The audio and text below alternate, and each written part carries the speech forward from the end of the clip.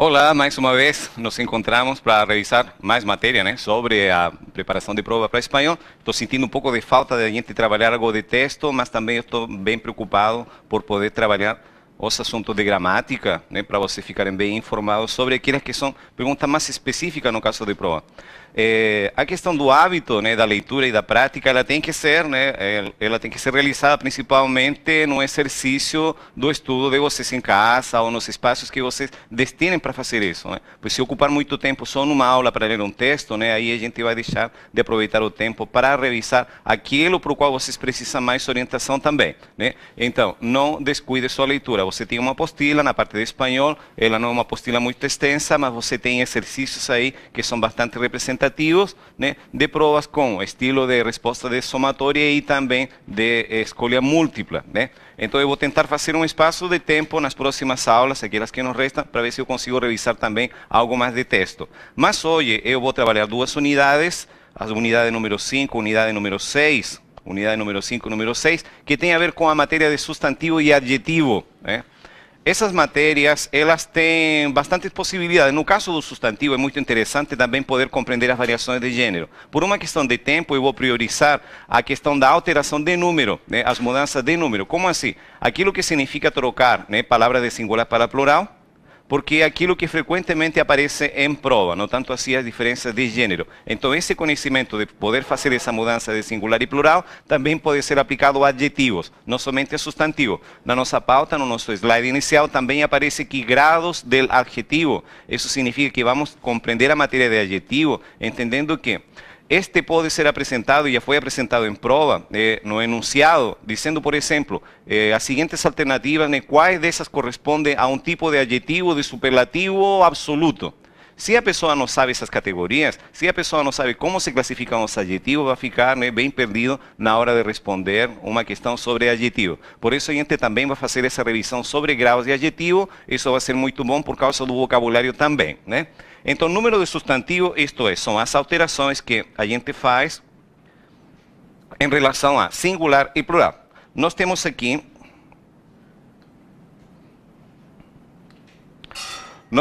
então uma tabelinha da minha criação. Não encontrei isso em outro material. Eu alguma vez tive bastante tempo para tentar, né, simplificar estas informações todas. Então essas tabelas aqui funcionam do seguinte modo: a informação aparece um pouco diferente na apostila, né, e aqui aparece mais num esquema que acho que consegue facilitar melhor a visualização de como funcionam as regras de passar de singular para plural. Então você vê aqui nessas duas colunas, nós temos palavras que terminam com A e O, vogais A e O. Então, qual seria a regrinha? A gente observa, se as palavras terminam com letra A, E, O, seja com acento ou não, o plural se faz colocando letra S.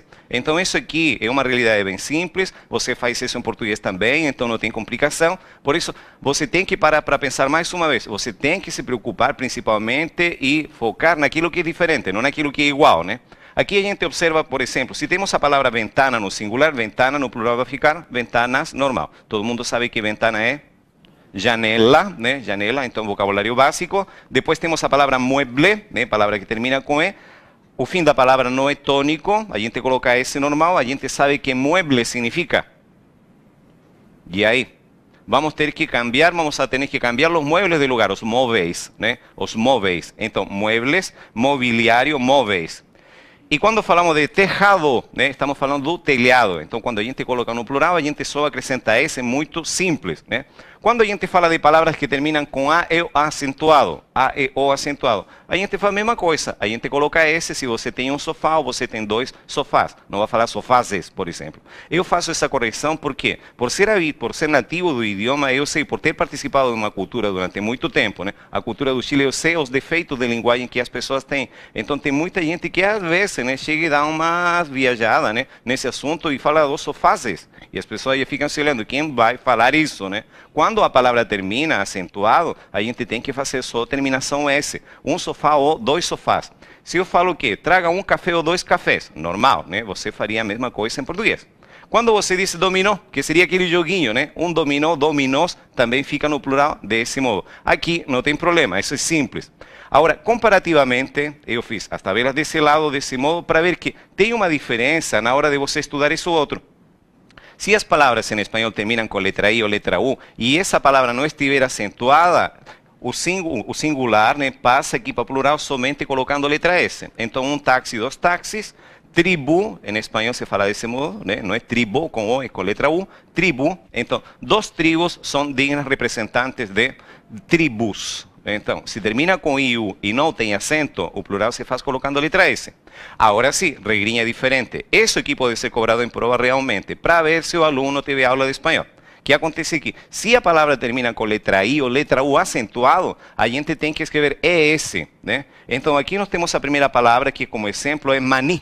A palavra maní significa amendoim, né? Então, o que hacen esos maníes en el suelo? Maníes, que seria os manis no plural, né? Amendoim, jogados no chão. Maní, amendoim. E o plural tem que ficar, então, maníes. Mesma coisa se a palavra for tabu, que termina com U acentuado, né? Todo mundo tem uma vaga noção, às vezes eu gosto de fazer aquele teste, né? Alguém sabe o que significa tabu?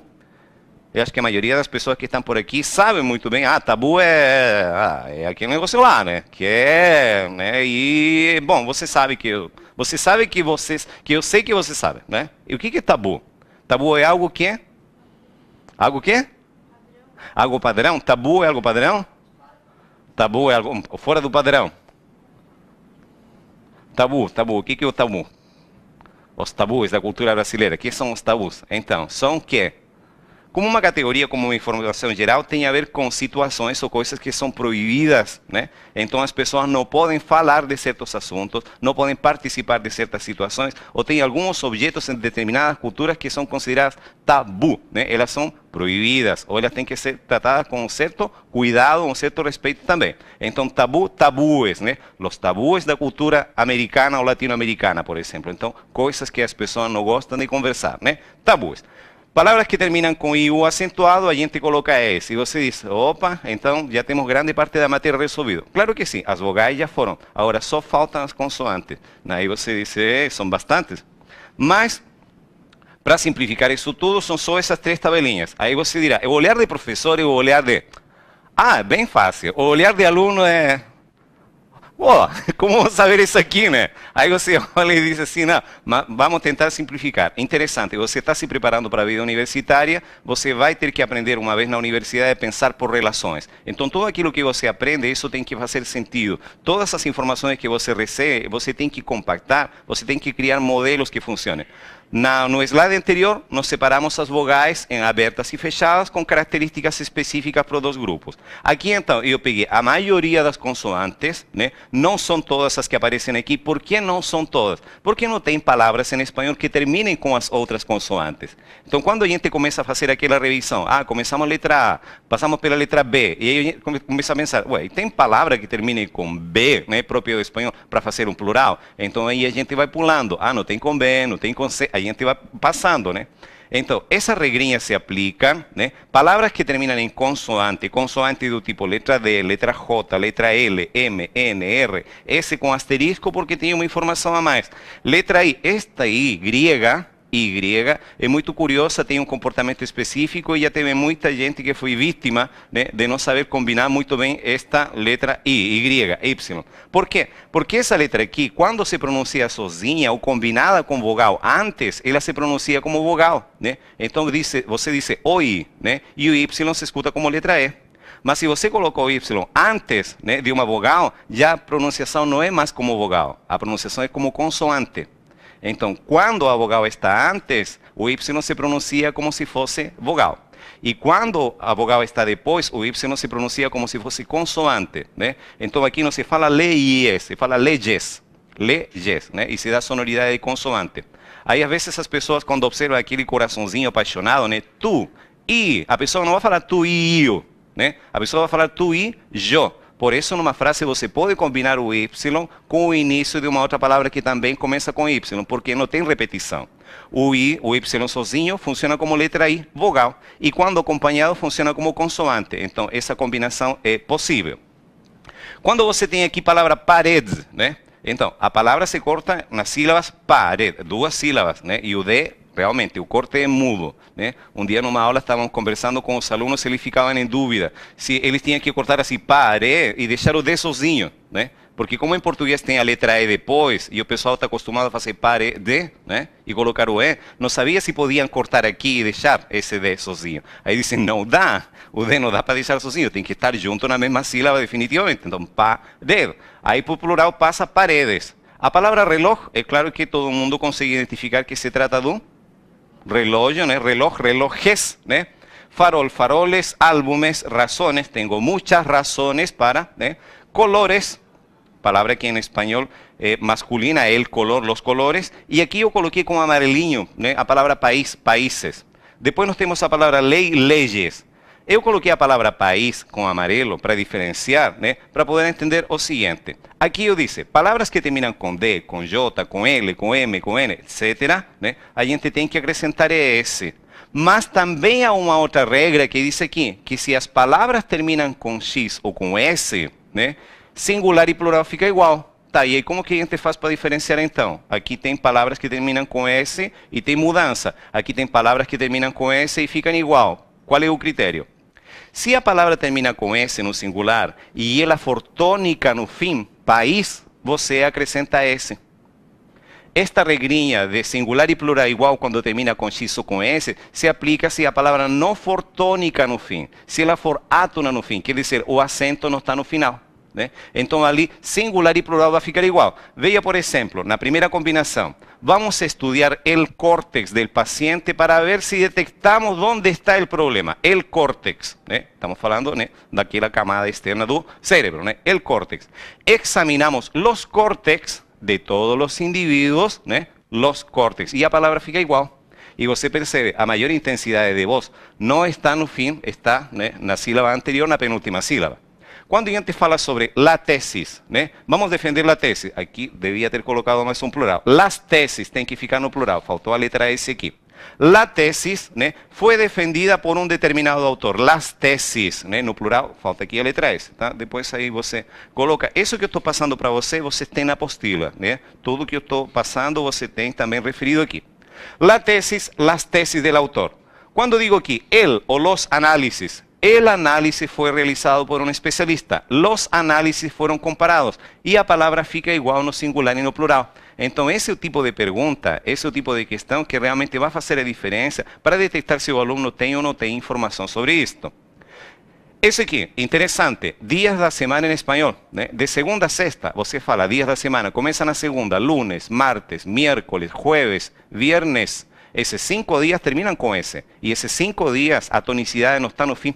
Então, singular e plural de dias da semana de segunda a sexta, ficam as palavras do mesmo modo, não tem alteração. Digo, el lunes que viene vamos fazer uma reunião. El lunes. Todos los lunes faremos reunião. Então, singular e plural, dias da semana não tem mudança.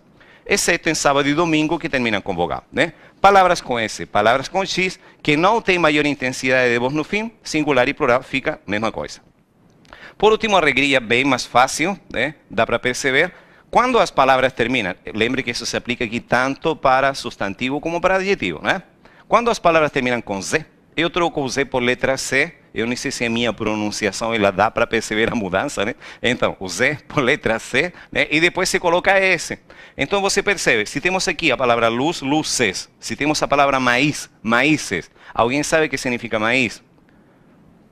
Já vi frequentemente aparecer essa palavrinha em prova, e aí, maíz. Milho, né? Maíz, milho. Em diferentes textos aparecem, né? E a pessoa fica ali, o que será que é essa palavra aí? Né? Maíz, milho, também chamado de choclo, né? Na América do Sul. Então, quando você fala de maíz, maízes, você passou para o plural. Quando você fala de juez, juiz, jueces. Né? Então, estas são as regrinhas de singular e plural, as regras gerais, né, de fazer essa alteração de singular para plural. Nas vogais você já viu, com especial atenção a palavras que terminam com IU acentuado, que tem que ficar S, e quando se trata de consoantes, com especial atenção a estas duas situações. E fim, né? E acabou. Fazendo essa revisão, a gente já pode ir para um primeiro exercício, né? Os exercícios estão na página número 7, eu estou acompanhando rigorosamente a apostila. Né? Nessa página 7 nós temos, se não me engano, 3 exercícios sobre singular e plural. Dice número 1, ¿cuáles de las siguientes alternativas están incorretas? Né? Aqui eu sempre me perco também, quando eu faço esse tipo de exercício, eu tenho que ficar muito de olho, me policiando, porque a vezes eu mesmo estou revisando e começo a procurar as corretas. Aqui está dizendo quais são as erradas, né? As incorretas. Então eu já pergunto para vocês. A primeira palavra que temos aqui é disfraz. Está dizendo que o plural vai ficar disfrazes. E aí, pode ser ou não pode? Como devia ficar, né? Aqui devia ficar então disfrazes, né? Eu conto para vocês. Em português se fala baile de fantasia, em espanhol se diz baile de disfraces, né? Que seriam os disfarces ou a fantasia que se fala em português. Então, disfraces, estamos procurando as incorretas, então a gente marca isso aqui, a número 1. Depois dizemos que temos a palavra crisis, e depois a palavra crisis também, e aí isso estaria certo ou estaria errado? Estaria certo por quê? Porque a maior intensidade na pronunciação da palavra está nesta penúltima sílaba, não está na última sílaba, singular e plural fica igual. La crisis ou las crisis del mundo actual. Depois temos a palavra guarani, plural guaranis. E aí devia ser como? Guarani es. Então aqui a gente tem que trocar, né? Passa então letra E, ES. Como estamos procurando as erradas, então número 1, número 4 também errada. Depois temos bambu e bambues. Bambu e bambues. E aqui está certo esse plural ou não? Sim? Correto também. Por quê? Porque se a palavra termina com um acentuado, a gente faz o plural acrescentando ES, né? E depois nós temos a palavra capitán, plural capitanes. Por causa do acento? É interessante que a gente já passou essa matéria, né? Então vamos pensar. Nós temos aqui a palavra capitán, lembrando um pouquinho daquilo que a gente já estudou anteriormente. A palavra capitán é uma palavra aguda, termina com letra N. Tem que ter acento, correto. Mas quando ela passou para o plural, ela já não continua aguda, ela continuou, agora ficou grave, capitanes. Palavra grave que termina em consoante S não tem acento, então a alteração está correta, tá? Então, isso aqui está certo, número 1, número 4 são as alternativas que a gente tem que marcar nesse caso. Nós temos aqui número 2. Número 2 indica os plurales de los vocábulos siguientes, origen, régimen, lei e paz. Nesse momento você pode pensar, isso aí está muito fácil, professor, você colocou um exercício que ele é muito fácil, né? Agora, a verdade é que esse tipo de exercício está tirado de prova, né, do modo como ele apareceu em prova mesmo, né? Então, o grau de dificuldade em relação a esse assunto, né, é efetivo e ele tem muito a ver com esse modo como aqui se apresenta.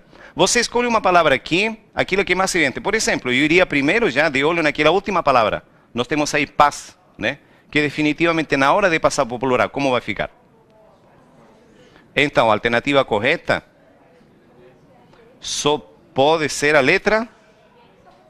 Só pode ser a letra D, né? Por quê? Porque nós temos aqui paz, pazes. Então, por isso se diz, o casal brigou. E agora eles têm que fazer as pazes. E vai ter que fazer desse modo, né? Nós temos aí origen, orígenes, régimen. Essa palavrinha aqui é interessante, ó, régimen. Porque no plural muda a sílaba tônica. Não se fala regímenes, se fala regímenes. Teve a alteração da sílaba tônica quando passou do singular para plural. E a palavra lei, leyes. Correta, letra D. O próximo exercício, número 3. Señale alternativas que presenten formas plurales correctas no mismo estilo. A palavra rei, plural, reyes. ¿Sí o no? Correcto. ¿Por quê? Porque estamos pensando en esta letrinha como si ela fosse uma consoante, né? Número 1 está certo. Ferrocarril. É claro que estamos falando de ferrocarril e plural fica ferrocarriles. Está correto também. Aqui termina em consoante L, né? Plural, ok. Temos a palavra carácter. Aqui nós temos um pequeno problema. Eu falei antes que régimen fica regímenes. Acontece também aqui uma mudança da sílaba tônica. Quando você fala carácter no singular, no plural tem que ficar caracteres. A maior intensidade de voz no plural não fica, né, na sílaba que está originalmente, carácter. Não fica caracteres, fica caracteres. Por isso essa aqui também está errada. Nós temos aqui a palavra régimen, regímenes, já falamos sobre isso, né? Então, esse daqui estaria correto. E essa palavrinha aqui, lápis. Por quê? Porque termina... E aqui é uma pergunta, tem gente que acha que lápis em espanhol termina com S. E não, né? O fim da palavra é assim mesmo, né? A gente já fez um exercício, quando passamos a matéria de possessivos, e mostrei que lápis se escreve com Z. Plural, então, devia ser lápices. Então, é isso aí mesmo. O próximo tema que nós temos para estudar hoje são graus do adjetivo. Estes são os graus do adjetivo.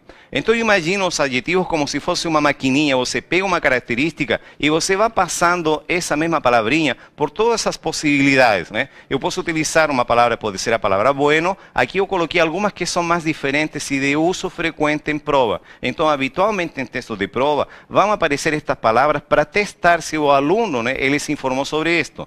Por exemplo, se eu tenho aqui a palavra ancho, eu já coloquei uma referência que seria o antônimo do lado. Então, se eu digo que uma coisa ancha, outro lado é estrecho. Que significa ancho, então? Diga. Teria que ser o quê? Largo, né? A palavra ancho, largo. Por quê? Porque você, por exemplo, está chegando, né, fim de ano, festa de formatura, aí as pessoas estão alugando vestido, vai experimentar um vestido e diz, não vou usar esse vestido porque está muito ancho, ele está muito largo, né? Então, o vestido está estrecho, está muito apertado. Então, a palavra ancho, largo, né? Estreito seria o oposto. Quando a gente falava assim, o contrário é lleno. Então, estamos falando de cheio, né? Daí vem palavras como, e aparecem em texto, relleno ou recheado. Rellenar, rechear ou preencher, né? Então, a partir dessas palavras, você origina outras. Largo e corto, palavra típica de prova. Perguntar o que é largo, o que significa a palavra largo. Largo não significa grande, largo significa comprido, né? Então, temos um caminho largo por recorrer ainda. Então, seria um caminho longo, né? Comprido. É claro que se temos a palavra blando e você fica pensando, fogo brando, né? Não é uma coisa muito forte, mas ao contrário é duro. Então aqui vai ter que ser blando, então se refere a mole ou macio, né? Mole ou macio, então essa é uma palavra que já é diferente. Quando apresento essa palavra em textos, né, fica difícil a pessoa interpretar aí só numa frase. Mas se a gente sabe que o contrário de sencillo é complexo, então o que significa que algo seja sencillo? Que algo seja simples. Muito bem. Você falou uma coisa que é interessante em relação a simple. Saiba que em espanhol nós temos singular, né? Então, conheço uma pessoa que é um sujeito bastante simples, é um só. Conheço pessoas que são bastante simples. Então, em espanhol tem singular para essa palavra. Em português, simples se utiliza tanto para singular como para plural, né? Então, tenho um argumento bastante simples. Ou tenho vários argumentos simples para demonstrar, né, a minha teoria. Então, isso aqui é uma variação, informação diferente. E, claro, temos frio, contrário, caliente, que seria quente. São só exemplos de grau positivo. O grau positivo, então, é a característica pura e simplesmente, né? O que é um grau comparativo? Isso aqui já foi feito pergunta de prova de vestibular aqui em Santa Catarina, né? Se colocou uma expressão numa frase e se perguntou, esta expressão que está sublinhada na frase corresponde a grau comparativo de inferioridade, superioridade e igualdade? Corresponde a grau absoluto, corresponde a grau relativo, né, de superlativo. Aí a pessoa fica olhando para essas classificações e diz, oh meu pai do céu, né? Então, por isso que eu estou revisando isso aqui. Quando a gente faz uma comparação, eu disse, você coloca o adjetivo e monta, insere ele numa estrutura. Você pega, por exemplo, a palavra grande, e eu já insisto em colocar essa palavra aqui, por quê?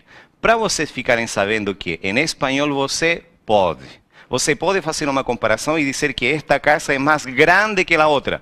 Ai, professor, mas fica muito feio, né? Pô, desde o berçário, né? E a tia me ensinou que eu não posso falar que mais grande que é, né? Agora só falta falar que é mais maior. Não, aí mais maior também não dá, né? Aí já forçou, né? Então pode ser mais grande. Pode ser maior que? Pode ser maior que também, né? Mas você pode falar que é mais grande que ou mais pequeno que, né? Então, esse carro que tu compraste é mais pequeno que o outro. Menor que o outro. Então, você pode utilizar as duas expressões, não está errado, e esse tipo de pergunta aparece em prova, né? Então, esta casa é mais grande que. Estas duas expressões têm que estar presentes na estrutura, mais que superioridade. El paseo foi tan bueno como. Isso que é interessante vocês perceber, porque normalmente quando você faz uma comparação em português, você utiliza a expressão tanto quanto, né? E você coloca aqui quanto. Em espanhol tem que ser tan bueno como, né? Seria esse o modo de fazer comparação. Tu primo era menos listo que tu. A palavra listo pode ter dois significados. Listo, pronto, preparado para. E a palavra listo também pode significar inteligente, hábil, né? Esperto, né? Então, preciso realmente da ajuda de um jovem, né? Para um determinado trabalho, mas ele tem que ser listo. no sentido de bastante inteligente, muy esperto. Então, comparação de superioridade, eu digo que algo é mais que, igualdade, eu digo que algo é tão como, e quando eu falo de inferioridade, eu digo que algo é menos que. Então, esse tipo de estrutura tem que ser preservado.